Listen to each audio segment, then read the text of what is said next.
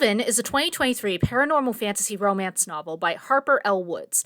In 2023, it was a Goodreads Choice Award nominee for romance. This video will likely be the 9th or 10th on my channel, and so for those who are actually watching, it seems I should clarify that while my niche is horror, which today's book definitely does dabble in, I do intend on reading books of other genres here. In particular, I want to occasionally dabble in the ones popular on Book Talk. I am not a Book Talk girly, because TikTok is the devil, and so I'm naturally curious about what makes these books so popular. Hence why, after multiple coworkers picked up The Coven when it came out, I decided to get a copy too. I currently possess both this and the second entry in the series, and so it's my intention to read both whether I like the first one or not. So, on to the recap. There's a lot to unpack here, so I'm going to start with the lore. In Crystal Hollow, Massachusetts, presumably during the Salem witch trials given the context, a woman named Charlotte Hecate makes a deal with the devil, leading to the creation of witches. There are 8 different kinds delineated by what means they channel their magic. Blue channels water, white channels crystals, red channels sex. No, I'm not joking, they are literally described as sex witches. Yellow channels fire, purples channel cosmic, grays channel air, green channels plants, and black channels, they don't really channel anything, they're just necromancers. Out of this deal, Charlotte, the first black witch, gets witches, magic, immortality, and necromancy. And Lucifer Morningstar, the devil, as it were, gets witch magic that allows the souls of demons to be definitively bound to human vessels instead of having to possess them. These demons are referred to as vessels, but are for all intent and purposes vampires that need to feed on the blood of witches to survive. It's a symbiotic relationship and no one likes it. Charlotte, being the one who cut the deal, is subsequently given the power to lead the other witches. She doesn't want this, however, and so resurrects 2 of her mentors that were executed for witchcraft, Susanna Mediza and George Collins. These 2 are referred to as the Covenant. Unfortunately, Susanna and George are a pair of real bastards, and so they proceeded to, and I quote, rip the flesh from Charlotte's bones and spread it all over the grounds of what soon becomes Hollows Grove University, where the witches all go to learn magic and also to get piped. Yeah, so the university isn't just for education, it's also for the witches to meet up and breed every now and then. Specific families are attached to the different types of witches, and so it's important that they keep their bloodlines going. These witches make up the Coven. The Covenant is Susanna and George, and they run the Coven, which is all the other witches. I had to read those 2 words in close proximity to one another throughout this novel a lot, and it made my head spin. 50 years prior to the beginning of our story, which seems to be set in the ambiguously modern day, 13 students and a vessel were massacred at Hollows Grove University. After this, the school was shut down. At the beginning of the story, the Covenant decides that the school is to be reopened as it's necessary for the witches to intermingle and breed or risk dying out. Families representing each color will be present at the school, save for Black, Charlotte Hecate's line, as its last representative was supposedly wiped out in the massacre 50 years before. Willa Mediza, our protagonist, is of dual witch lineage, green from her mother, who is a direct descendant of Susanna Mediza, and black from her father, who is a secret descendant of Charlotte Hecate. She therefore has the powers of both, and is consequently the last black witch in existence. This has also left Willow with heterochromia. She has 1 amber eye and 1 violet eye, the latter of which is specifically unique to the Hecate line of witches. Put a pin in that. Put a pin in that, and remember that Willow has 1 violet eye, an extremely rare eye color specific to an allegedly exterminated line of witches. Remember it.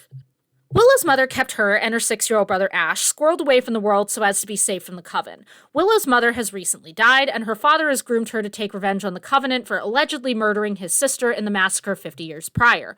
Willow needs to find the bones of Charlotte Hecate, which is how she'll channel her necromancy magic. And it's not super relevant to the book, but if you're wondering why it is that her father can't, do this himself, male witches have to make a choice between keeping their magic or having children in this universe, and so her father made the choice to have children instead of have magic, and so consequently, he cannot use magic, but Willow can. The Covenant sends Vessel Headmaster Alaric Grey Thorn, henceforth referred to as Grey, to go retrieve Willow, who immediately clocks that he's a vessel. From the moment these 2 meet, they start hatefully lusting after one another. Willow's thick thighs are mentioned multiple times, and I get it, thick thighs save lives, but say it once and I've got it, I promise. After the vessels threaten Ash, Willow reluctantly agrees to be taken to Hollows Grove University. It is there she learns that the Coven has gone completely off the rails. Witches are supposed to live in balance with nature, but recently the Covenant has instructed the witches to take more than they give. The grounds of Crystal Hollow are incidentally barren from having all the magic sapped from the earth. We later learn that this is a deliberate effort on the Covenant's part because they want the Coven to die off, so that the vessels die off as well. I guess under some theory, once that happens, they'll be allowed to create a new deal with the devil, this time excluding the presence of the vessels from, dealing with witches and having to live off their blood. What ensues after Willow gets to the school is several days of her and Gray engaging in obscene bodice ripper level hate flirting and coming very close to fucking each other, but always just pulling back at the last second because of course. I cannot stress enough that these two think of sex almost 100% of their time on screen with one another, so to speak. They never shut up about how much they hate each other, but also really want to go to Pound Town on one another too.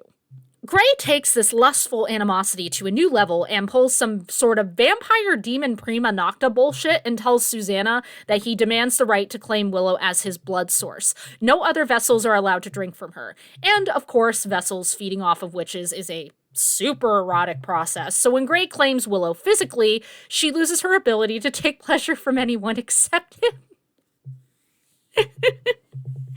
I'm going to be 100% with you guys. I've read ACOTAR and Fourth Wing, so I'm not unfamiliar with romantasy and, the tropes that come with it. This is just something else, though.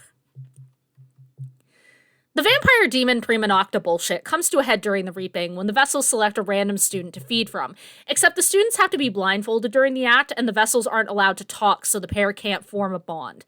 Willow freaks out a bit during the process because trauma, and though Gray does drink her blood, he declines to go full-on horn dog as a result. And then a witch turns up dead, one of the students. Her heart's been carved out in whoopsie-doopsie. That's very similar to the massacre victims from 50 years ago. Willow is immediately suspected because she's using old and forbidden magic, which is, again, proper magic. But nothing ever really comes of this beyond a few students hassling her a bit later on. The Covenant has a very, we don't need to shut down Hogwarts just because a few kids end up petrified. We're chill, kind of reaction to the murder. Except a few weeks later, murder! Murder again! A second student is found dead, also missing a vital organ. And it is here that we learn of a prophecy. A witch born of 2 lines will restore what has been lost to time. Hey, earlier, remember when I told you to put a pin in the fact that Willow has 1 violet eye, which is specifically an eye color unique to the Hecate line? Unpin it. You need to understand one key fact here. Willow goes to Hollows Grove University as a green witch. No one is supposed to know that she is also a black witch. And yet, the Covenant and the vessels, including Gray, as well as most of the witches who knew her Aunt Lorelei when she was in school, know goddamn well that the Hecate witches have violet eyes. And yet, Susanna doesn't figure it out until about 30 pages after this, and only because she realizes that Willow resembles her aunt. And Gray only figured it out because he drank Willow's blood during the reaping.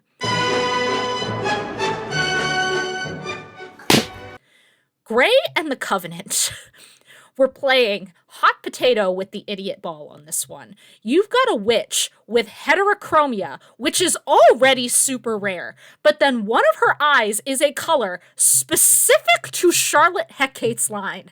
You're sitting on a goddamn prophecy warning that a witch of dual lineage will destroy you all, and you don't stop for 2 seconds to say, I wonder if the girl with the 1 violet eye we just invited to this school might be that bitch. It was wild. You should have heard me screaming at this book. It was so stupid. So Susanna figures it out, suddenly grows a conscience, or at least a sense of self-preservation, whatever, and tells Willow she needs to book it out of Hollows Grove. We then proceed to get a scene ripped almost beat for beat out of Beauty and the Beast, where Willow has to run through a forest and is accosted by the Cursed. Wink, wink. Only for Gray to save her because, of course. And then finally, it's time to lay some pipe! Yeah, so they fuck. And then Willow finds out that Gray has Charlotte Hecate's bones all along. And also he's the killer. And the devil. And now Willow is his wife for some reason. I'm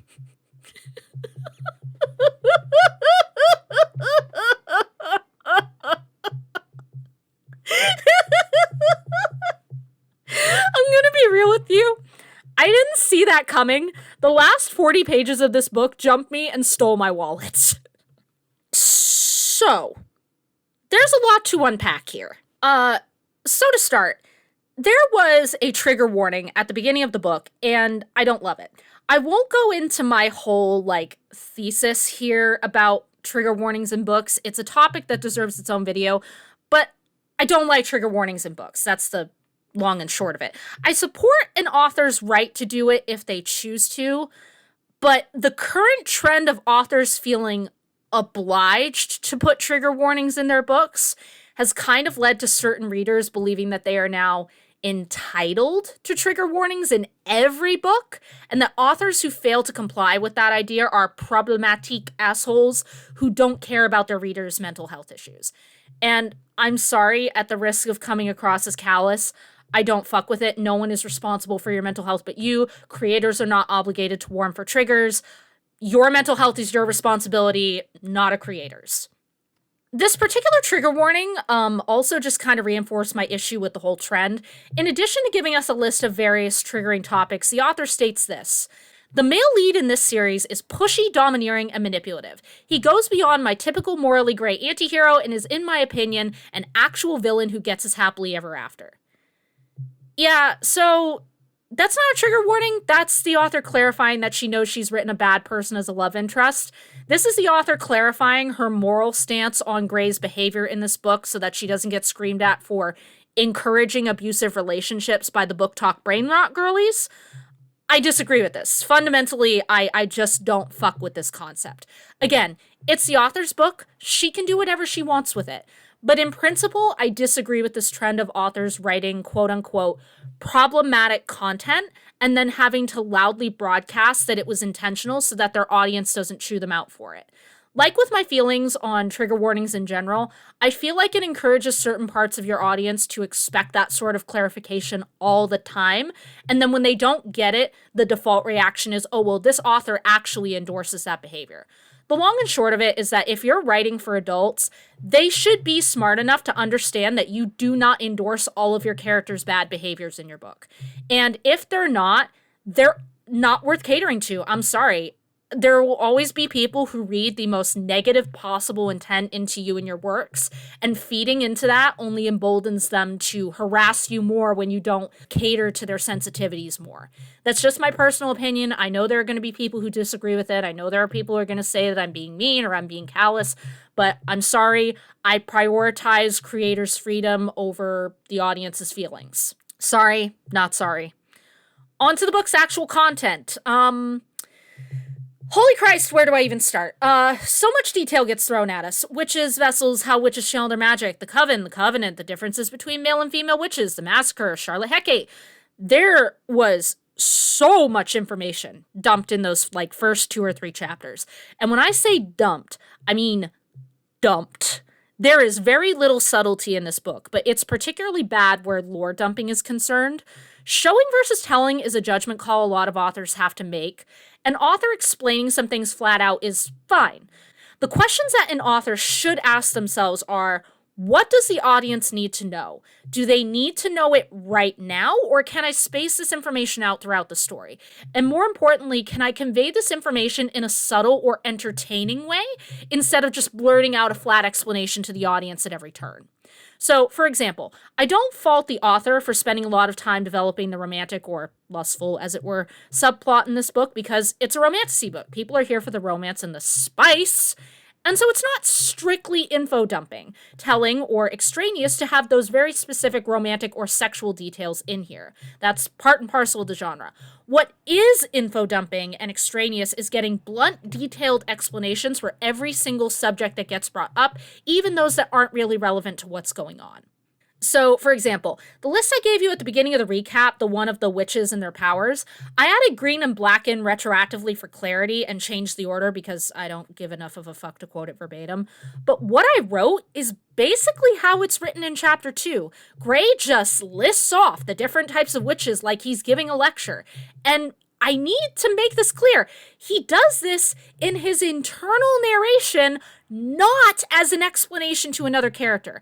I gotta put a fine point on this. This book is written entirely in the first person perspective between Willow and Gray. In this instance, we are inside of Gray's head, and he already knows what the witches are. He knows their colors, he knows what they channel. This information is dumped in the least subtle way possible to benefit the audience. And it bugs me because something like this is so ridiculously easy not to info dump about. You can show all of this once the school opens and we meet the different color witches. The info dumping in this novel was egregious. And while the author may have intended for it to cause less confusion by being straightforward from the get-go, it actually makes things more confusing because there is so much to keep track of.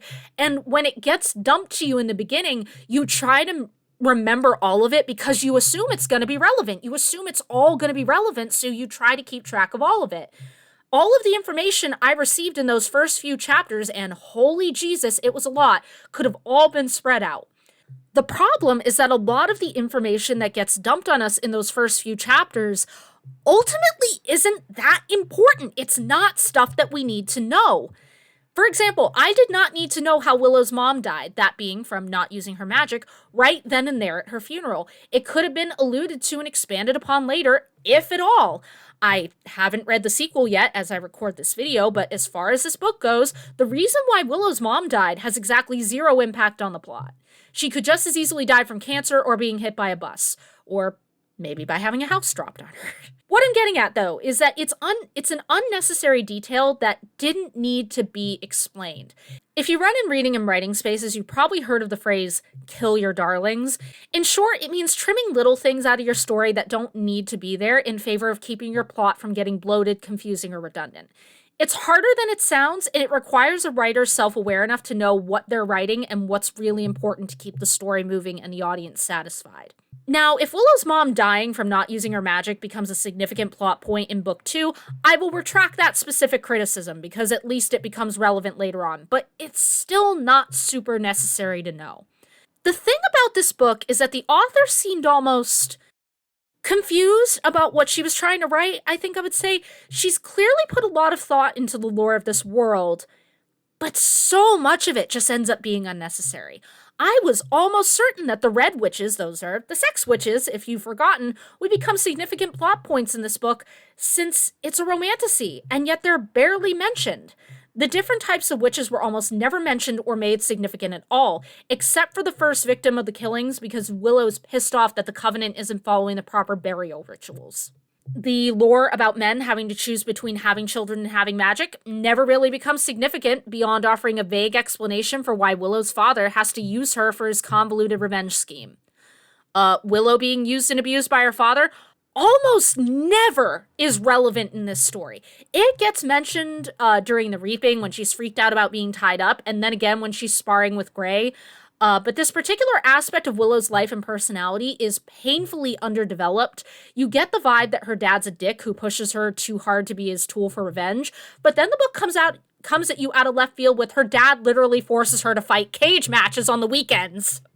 Quick side note, if I had a nickel for every romantasy I read where the heroine gets into a ring and spars with someone, especially her love interest, I would have at least 3 nickels, and maybe an extra one if I include Divergent, which is really just YA dystopia, not romantasy, but this is a weird theme I'm seeing. Speaking of underdeveloped, Willow gets a whole friend group at Hollow Grove out of literally nowhere. They love her and support her so much, and we see about 2% of what leads to that love and loyalty on screen, so to speak. Della occasionally makes an appearance, but when Gray talks to her after the reaping, Della acts like she's super knowledgeable about Willow's character and personality, despite the fact that we've seen very little build-up to this relationship. Again, we're being told that they're friends, not shown it in a meaningful way. The fantasy elements of this were just so hodgepodge, here, there, everywhere, and not terribly impactful most of the time. I feel like this book could have been so much better if it had been longer, if the author had paced herself a little more and let the fantasy elements breathe a little bit. Or alternatively, if she had just simplified everything in favor of letting the romance take center stage without distraction. The author went for romantasy, but the fantasy part got shoved into the background, and it went largely unused in favor of romance. Like, if I had to give a percentage, I'd say it's 70% romance to 30% fantasy. For comparison, the ACOTAR series, I would say, is maybe closer to 65% fantasy and 35% romance. Romance is a big feature in ACOTAR, but the fantastical elements are definitely the center focus most of the time. The romance is woven in with the fantasy elements. What else? Oh, yeah, so Willow's eyes. I mentioned before that the characters were playing hot potato with the idiot ball on that one, and I'm doubling down on it. Less than 1% of the population has what could be classified as violet eyes. Usually it's restricted to people with albinism, and even then you'd probably clock their eye color as a shade of blue. Willow says that her eye color is more like lilac. So let's get this straight. The Covenant didn't know that Willow existed until now. She was being actively hidden by her mother. They did not know that she existed. Willow has heterochromia, which is when you have two different colored eyes. One eye is amber, and that provides such a nice sharp contrast that should really drive home the fact that the second eye is violet. Grey and the Covenant have been around literally from the moment witches were created, and therefore should know goddamn well that violet eyes are a trait specific to Charlotte Hecate's bloodline. Grey and the Covenant also know for a fact that Willow has green magic. They also know that there is a prophecy about a witch of dual bloodlines who's going to fuck over everything for them. And yet, not a single goddamn one of them recognizes that Willow is a Hecate until the last quarter of the story. Grey only figured it out when he drank Willow's blood at the Reaping for the first time. Susanna Mediza, bitch, only recognized Willow after studying a picture of Willow's dead aunt. This woman really saw that Willow had a fucking violet eye, doesn't know who Willow's dad is, and only got suspicious once she started to see a resemblance between Willow and her dead aunt. This, children, is the idiot ball. Authors will hand the idiot ball to a character when they need them to be stupid for the sake of a plot. The Covenant and Grey have literally been alive for the entire existence of the Coven, and yet Susanna conveniently does not recognize that Willow has an eye color unique to the Hecate line. The answer is that the characters need to be stupid for the plot to progress. They need to not recognize that Willow is a Hecate until later, so conveniently they don't. And I think the thing that really frustrates me about this is that this could have been so easily rectified by Willow wearing contacts. She literally could have just worn contacts, and I would have said, okay, cool, she's hiding that one identifying detail from the people who would obviously recognize it. The author literally could have slipped in a mention of Willow using magic to hide her eye color too, and I sincerely wouldn't have made an issue of it because, fine, the eye color is hidden so no one has any reason to suspect it. Whatever, magic is a useful tool in this case. But, and correct me if I'm wrong, maybe I missed it, I don't think I did, but it took me a full calendar month to finish this book. I do not recall at any point in this book Willow making any mention of hiding her eye color. She doesn't wear contacts. She doesn't use magic.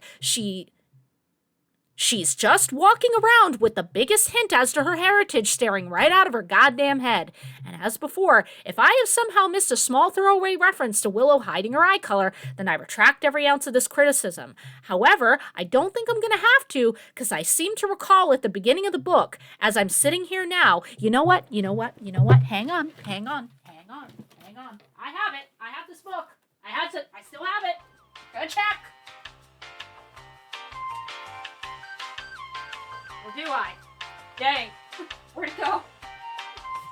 Am I insane? Did I ever have this book? There you are. Found it. I got it.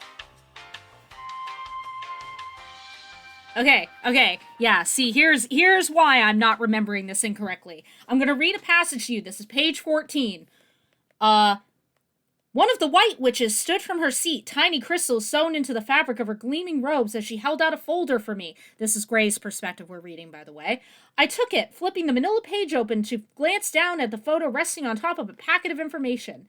Shocking mismatched eyes stared back at me, the left a faint pale purple and the right sparkling like liquid gold. They literally had a file with Willow's picture in it showing that she has a purple eye. So even if she tried to conceal it at some point in this book, the Covenant in Grey knew from the goddamn beginning that she had a purple eye. I shall not be retracting my criticism. I stand by it. The idiot ball has been held. The characterizations in this book were also just not great. Gray's probably the only consistent one because he's a massive bastard, but most everyone else is a 2D cutout that's easily forgettable. Willow is whatever the author needs her to be in the moment. She really does whiplash between being intelligent and savvy, and by that I mean we're told that she is, but then she turns around and openly challenges the Covenant and the Coven, sassing them all while she's there for covert purposes and therefore driving attention to herself and her one fucking violet eye. Yeah, so I wasn't in love with this book, but I will be plugging on with the second because I've committed to it. Fuck.